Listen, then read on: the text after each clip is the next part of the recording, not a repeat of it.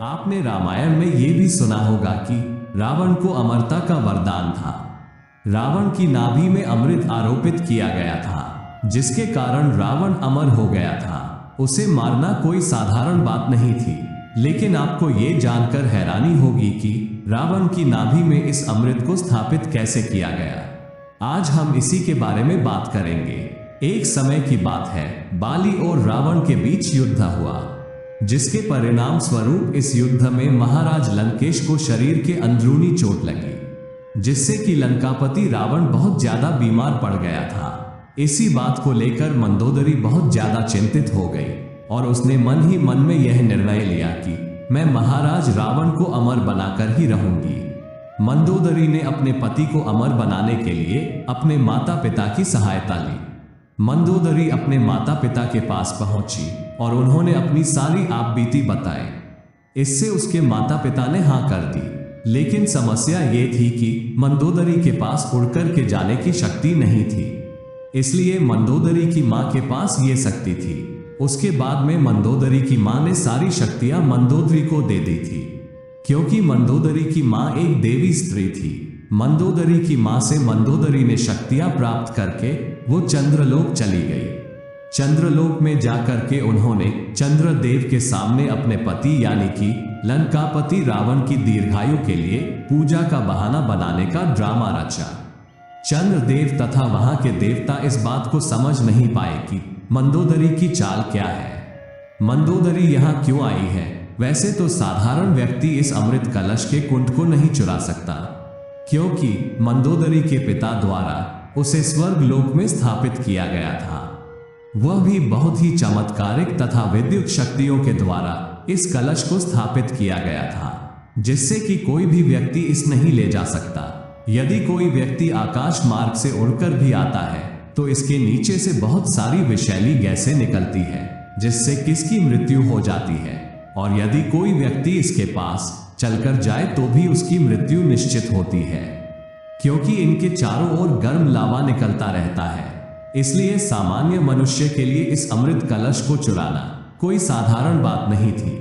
चंद्रलोक का एक नियम है कि चंद्रदेव साल में एक बार अश्विन मास की पूर्णिमा यानी शरद पूर्णिमा के दिन इस अमृत कलश को वहां से निकालते हैं तथा धरती वासियों के कल्याण के लिए कुछ बूंदे धरती पर गिराते हैं। अब मंदोदरी के सामने यह अच्छा मौका था, क्योंकि जिस दिन मंदोदरी गई थी उसके 2 दिन बाद ही पूर्णिमा थी। इसलिए मंदोदरी को अमृत कलश चुराने का अच्छा मौका मिल गया। जैसे ही पूर्णिमा की रात्रि को चंद्रदेव ने अमृत कलश वहां से बाहर निकाला, तभी रावण की पत्नी मंदोदरी ने मौका पाकर के अमृत कलश को चुरा करके भागने लगी, जिसके कारण देवताओं को इसका पता चल गया और देवताओं ने मंदोदरी का पीछा किया। पीछा करने पर मंदोदरी बहुत ज्यादा ही घबरा गई और उसने अमृत कलश को देवलोक में एक खिड़की में अमृत कलश को छोड़ दिया तथा उसमें से अमृत की कुछ बूंदे को अपनी अंगूठी में भर करके उसके ऊपर ग्रह का नंग लगा दिया और अपने साथ लेकर आ गई। मंदोदरी अमृत लेकर धरती लोक पर पहुंच गई थी। उसके बाद उसने रावण को अमर करने के लिए अपने देवर विभीषण का सहारा लिया। वह एकमात्र लंका में ऐसे व्यक्ति थे जो कि धर्म, पूजा पाठ तथा सकारात्मक प्रकृति के विचारधारा वाले व्यक्ति थे। मंदोदरी ने ये सारी घटना विभीषण को बताई।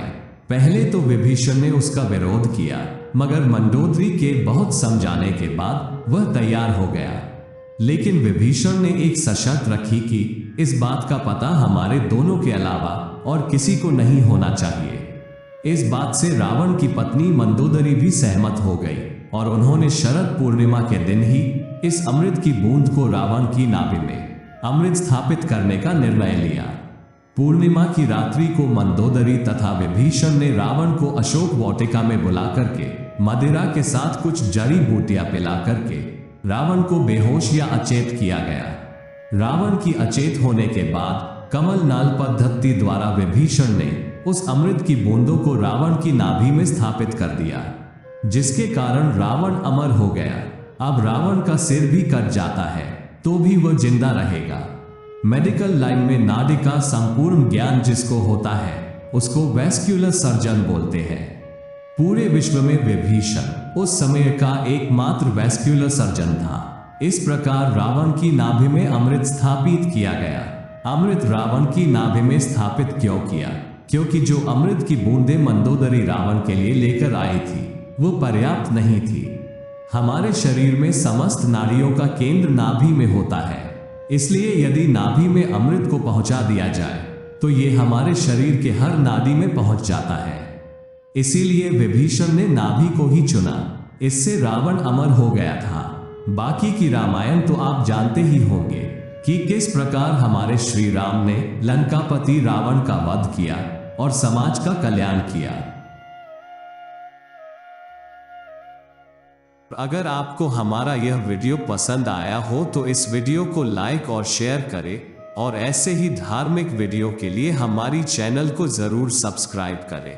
धन्यवाद।